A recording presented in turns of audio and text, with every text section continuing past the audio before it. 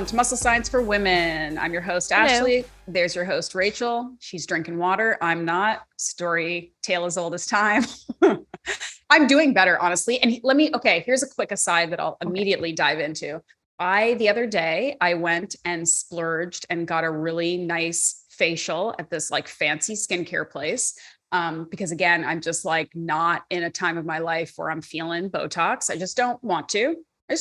No judgments. I just don't want to. Also, it's too expensive. I'm not feeling it, but I want my skin to look good. So went and got this fancy facial and they did something called dermaplaning. Have you heard of this? Mm-hmm. Yep. Yeah. So they basically take like, again, men who are listening to this are probably like, women are so weird. But anyway, basically they take like a scalpel. The practitioner takes a scalpel and kind of like essentially shaves your face, your entire face.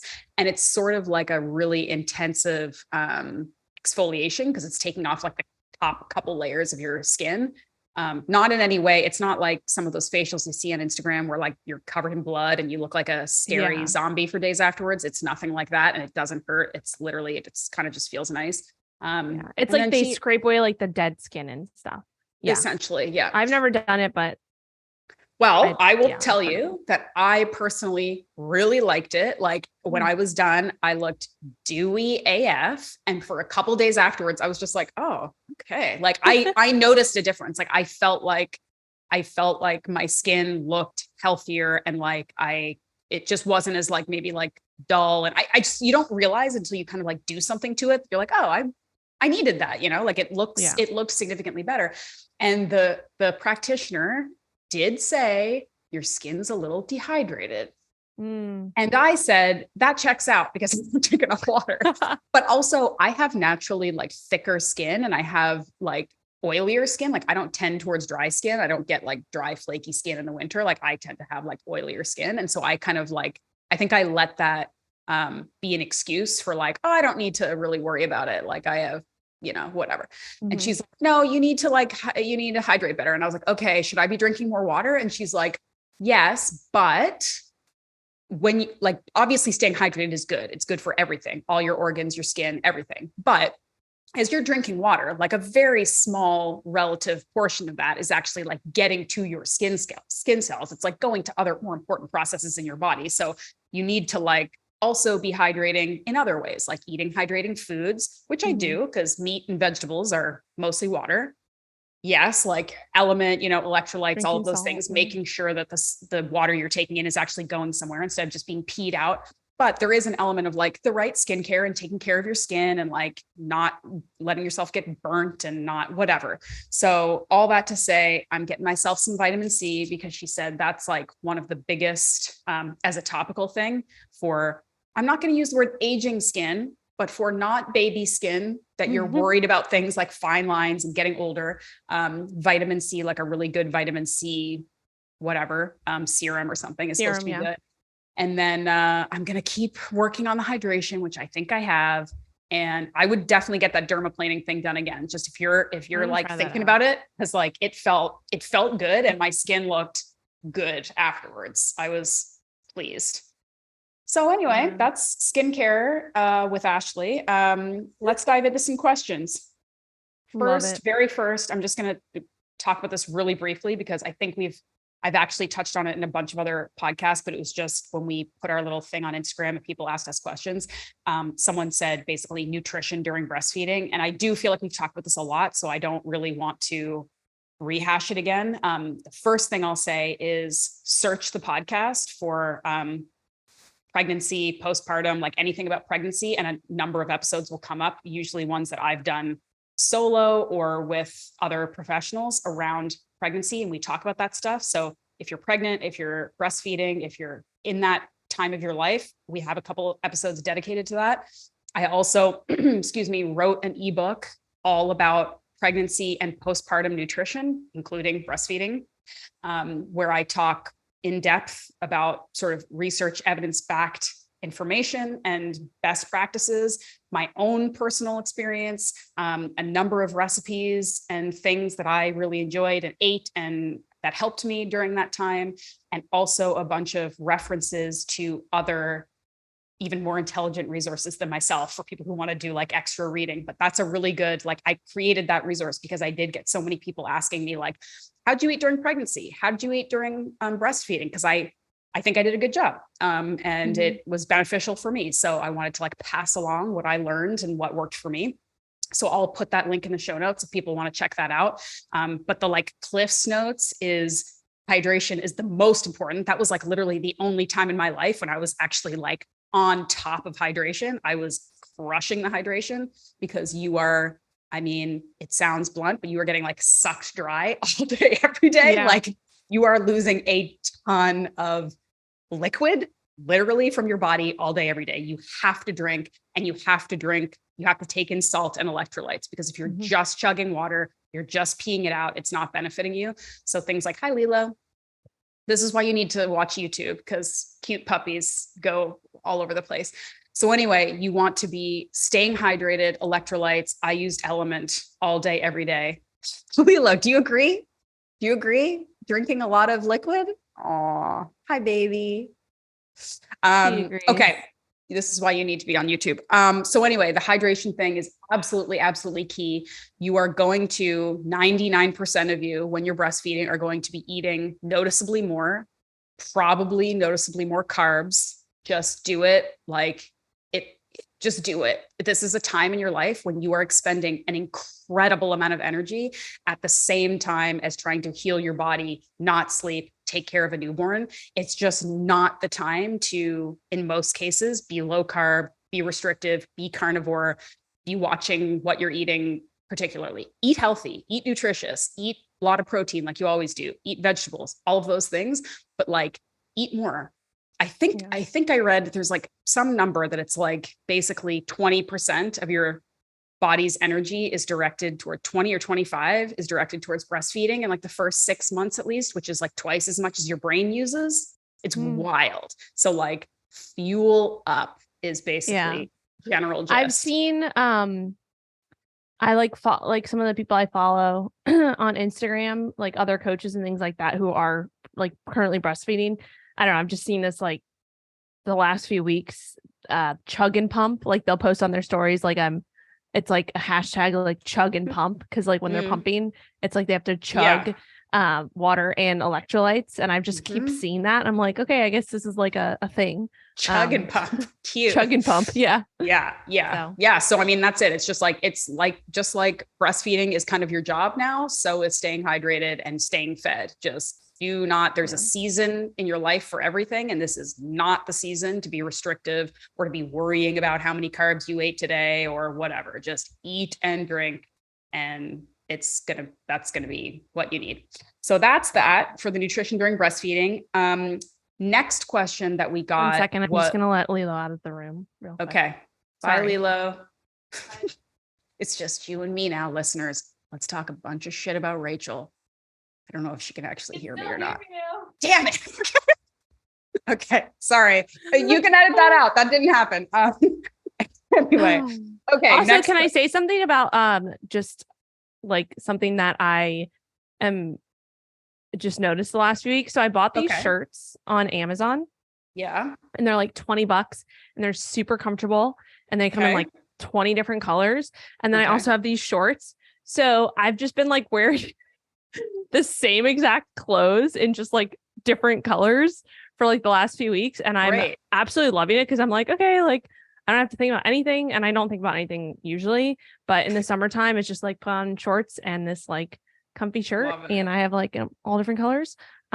So yeah. And you know, I know people are always looking for just like kind of knockoff versions of like this on Lululemon is $80. I'm like, what the hell? So yeah, I will, when this episode goes out, I'll put some links in the description of Amazon, like what do they call them? Dupes? Yeah, dupes. Yeah. What are the shorts? Of those. Because I'm looking for shorts. So the shorts they're literally just like athletic shorts. Yeah. Those are cute. And they have do they have pockets too? Okay. Yeah. And those come in a million colors? Because I'm looking for some shorts. Okay. Yeah, I'll send the links and I'll put them in the description. They're just like, I mean, I guess summer's almost coming to an end, but Well, some of us live in warm places, so not me, but some of us do. So you can wear shorts all the time. Send those dupes. That's great. Amazon dupes. Okay, next question is around premenstrual headaches. So someone sent us a question and was saying she gets headaches like right before her period. She also clarified that she is in her mid 40s and she likes to be low carb. So again, the classic preface, like, we don't know enough to diagnose what's going on here. It could be a number of things.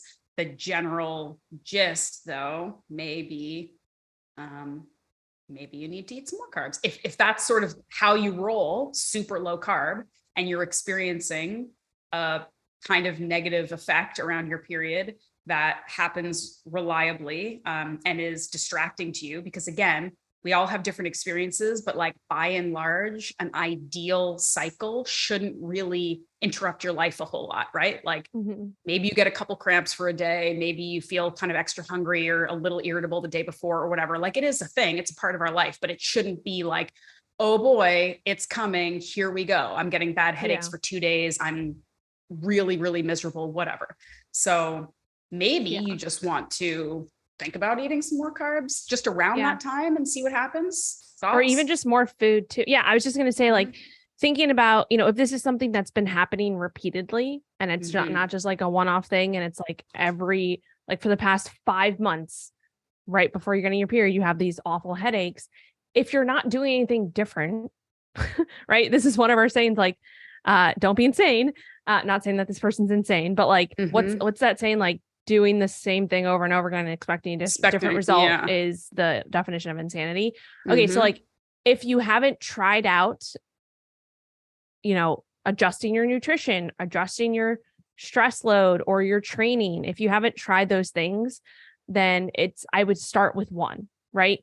Maybe not. And again, this comes back to everything we talk about, like, have a notebook or whatever you have, like an Excel sheet, whatever you want, whatever allows you to like take some notes and track some of these things so that you can see, like, okay, this month I am going to experiment with bumping up my carbs and even maybe calories at the same time, right? So bump up your calories and do that in the form of carbs and take note how you feel. Did anything change? Do you feel any different, etc.? And if it did change, then do it again next month and see if the same positive thing happens. And then that's your answer, right? If that didn't work, then maybe it's like, okay, next time I'm going to try maybe bumping up my carbs and calories, and also maybe decreasing training a bit around that time. Cause maybe my body is just telling me, sending signals like, hey, you need to just like chill out for a little bit. Or maybe it's saying like, you need a little bit more hydration or electrolytes, right? So there's all these things that seem simple and seem like, okay, yeah, that makes sense. But actually doing them and following through with like, okay, I'm going to take notes on how I feel. That's another thing. And it's like, so much easier said than done. So that's what my advice would be, is like, have a plan going into it. You shouldn't. And if none of that works, then it's like, okay, now we have to take a look at some other things, right? So yeah, that's what I would say. Yeah, I agree. I mean, the initial research that I've done has shown that premenstrual migraines and bad headaches are a common thing. They're not great, but they're common, and they are directly correlated to the drop in estrogen that happens at that point in your cycle. But it can also be triggered or exacerbated by things like stress, not eating enough, things like that. So if you are, you're having this regular kind of drop in estrogen, which is normal, but then maybe you are in a calorie deficit and eating no carbs and working out a ton, that could be what's happening. I also read somewhere that magnesium supplementation may help. And to me, again, like, a magnesium supplement is sort of a catch-all because it's one of the most common like mineral deficiencies that humans have. So it's like, it's sort of one of those things, like, just throw it at anything and see if it makes it better. So maybe magnesium might be something you want to experiment with. But yeah, I would say exactly to your point, Rachel, like pick something, whether it's eating more carbs, taking it easy around that time, maybe some magnesium, and just pay attention and see. And if something works, stick to it and good, because things that are normal don't necessarily mean they're good or things right are or common. right. Doesn't mean Common is not, that's normal. it. Yeah. Common is I knew not what you were normal. trying to say. There it is. Yeah. Common is not normal. You do not want to be experiencing migraines or headaches every month just because you have a period. That sucks, and you shouldn't have to deal with that. So, cool. All right. So that's that. Can I mention something? I don't know if this is like TMI, but I'm curious in terms of like this is let's get TMI. Talk about it. Period stuff. Let's do this. I'm excited. So period stuff. Yeah. Have like in terms of like what you use during your period, right? Why am I like blanking on the name of this, but like a tampon versus like a cup or whatever. Yes. Have you experimented with like other things? So I'll just TMI. I've been experimenting with the Cora is the brand. Yes. I believe the cup thing. And I'm like, oh, well, this is cool. And I didn't know that like this would be a thing that I would actually like. And I wish I knew about this when I was 12 years old, or 13 years old. I don't remember when I got my period, 13. And I probably would have saved like thousands of dollars. Yeah. So yeah, I'm just curious. Have you ever experimented with anything like that? Yeah. It's funny you ask, because as we all do, anybody who knows women, we all have like different things that we like to use or that we find beneficial. And I have had a lot of friends tell me that is like life-changing, like the reusable, like silicone or whatever it is cup.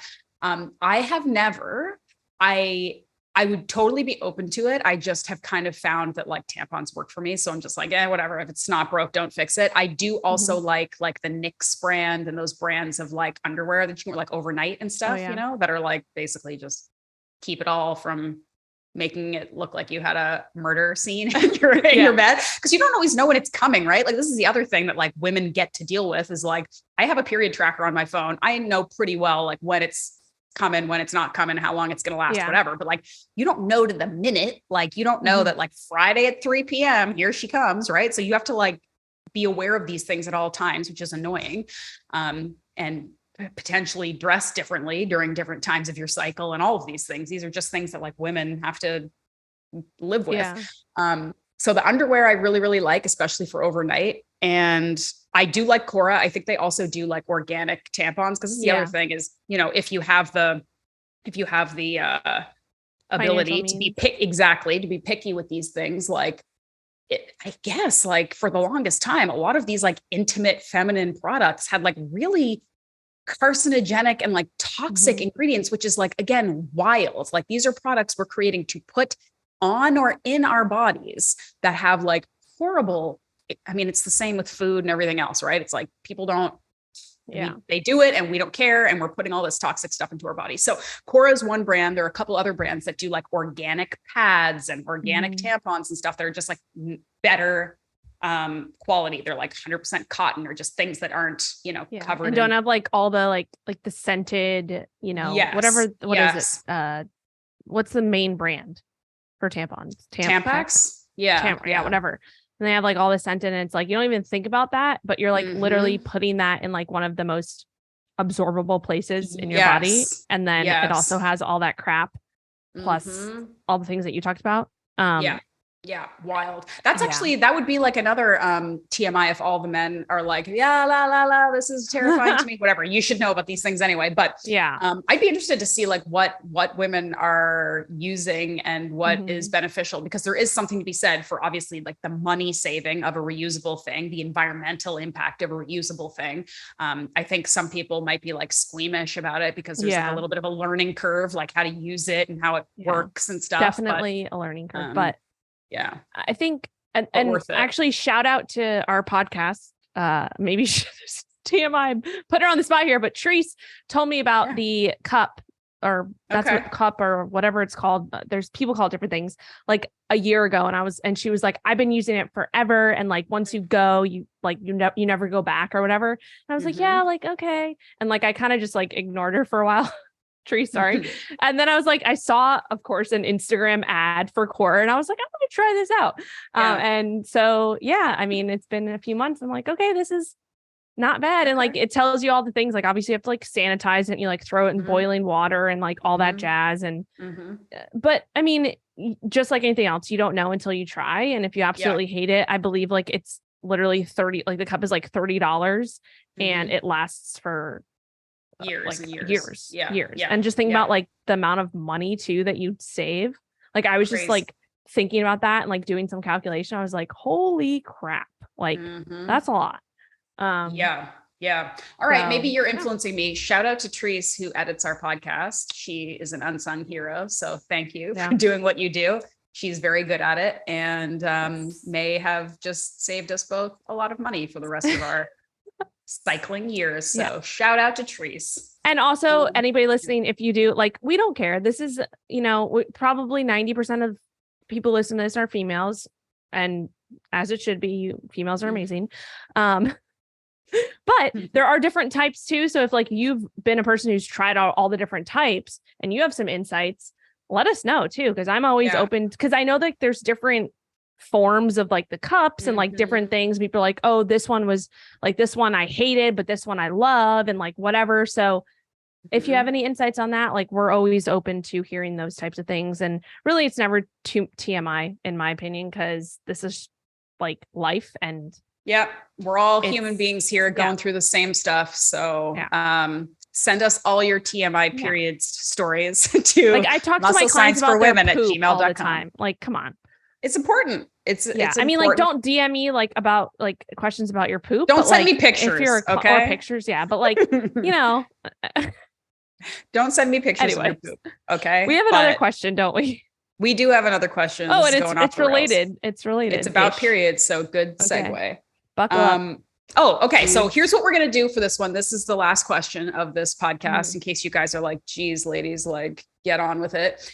And what we're going to do is I'm going to read you a question email from one of our listeners. It's a little bit longer and specific. It's sort of like a case study, which we will answer in more generic terms, because again, we cannot give you specific advice. We need so much more information. And also you're not a client. But we'd love to hear if you guys like the case study idea. Do you want to get specific? Do you want to email us like specific stuff like this? Or do you prefer the more high level, like, what do you do about period headaches? Do you know what I mean? So without further ado, there are so many texts here from you that are not related to what we're talking about. Okay. Here we go. Here's the question. All right. Hi, ladies. I just want to say that I love the show. I recently started listening. Thank you for being here. You're the best. I have a few questions. I'll try to keep it brief. I'm 30 years old. I've been working out since I was 15. In 2015, I started to get big into running. In 2018, I started CrossFit and have since shifted my training to more functional bodybuilding. That's a very common route. So congratulations for making it through. All right. In July 2022, I started working with a nutrition coach. Starting weight was 145. I lost 10 pounds with her guidance. In September 2022, I got off birth control and lost an additional 15. At my smallest weight, I was 120 and maintained that weight until June 2023 when I started gaining some weight back. We don't know why. So that's like the first thing. We don't know, like, why did you start gaining weight back? Did you do anything different? I don't know. The biggest problem I'm having is that since I stopped taking birth control pills, I've not had a period. I'm unhappy with the weight I've put on after having been lean for so long. I liked my body image when I was lean, but I want to get stronger and put on more muscle. So I'm a bit of a dilemma. What do I do? That's kind of open-ended. So there's a lot to unpack there. Yeah. And I'm going to say this goes back to what we were just talking about. It is actually, and in my coaching career and even past experience for myself, it is actually very common for females who have, especially you went from 145 to 120, right? That's her lowest, have gone through CrossFit, lots of training. It seems like, probably lots of exertion, all that stuff. It's common for females to lose their period, right? It shouldn't be normal, but it is common. Especially again, like in my coaching practice, and I've had, experiences in my past as well, where I've lost my period for periods of time. And overtraining, under eating, all that jazz, all the stress, right? So the first thing that I'm just going to say to this is I'm kind of like, I'm looking at the timeline here. So she said that she stopped taking birth control September 2022. We are currently August 2023. So almost about a year since then. So that's one thing to note. The other thing to note is June 2023 is when you started to gain weight back. And that has only been about a month and a half ago from now.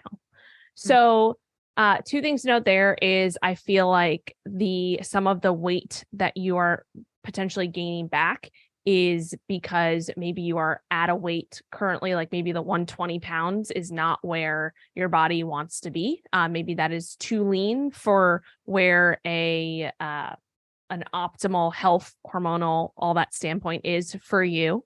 And again, this is very common. Like for me, I talked about this on the last episode. Like when I went through my photo shoot or video shoot last year, I got down to a weight that was not sustainable for me by any means from a health hormone standpoint and had to gain some weight back from that, which is just the reality of the situation. And is going to be it is a reality for a lot of females too. And so that's one thing to think about too. And it's not saying that you have to gain a ton of weight back and, go back to where you were before. Something to also realize too is that if you're building muscle and you're following more functional bodybuilding, you could be putting on, and you probably are putting on more muscle that weighs something. Muscle it's not air, right? It will show up on the scale. So keeping that in mind, you could even, who knows, one day get back to 145 pounds and be a completely different body composition than you were when you were 145 pounds doing CrossFit.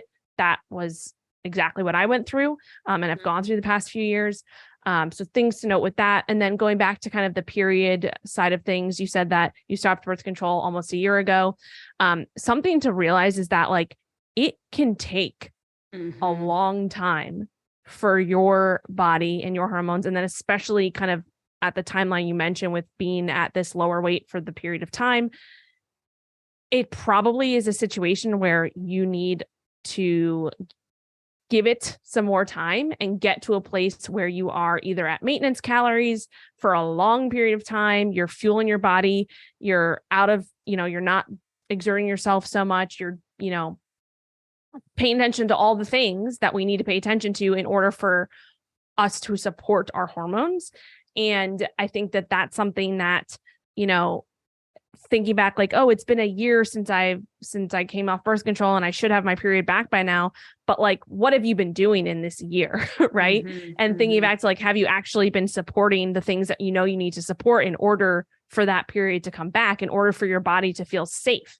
Because a period is a luxury, as people talk about.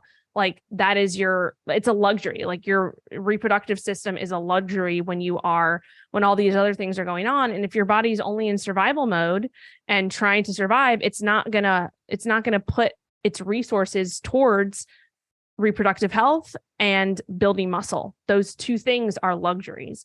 So I know I'm on a ramble here and I'll shut up in a second because I know that you have lots to say too.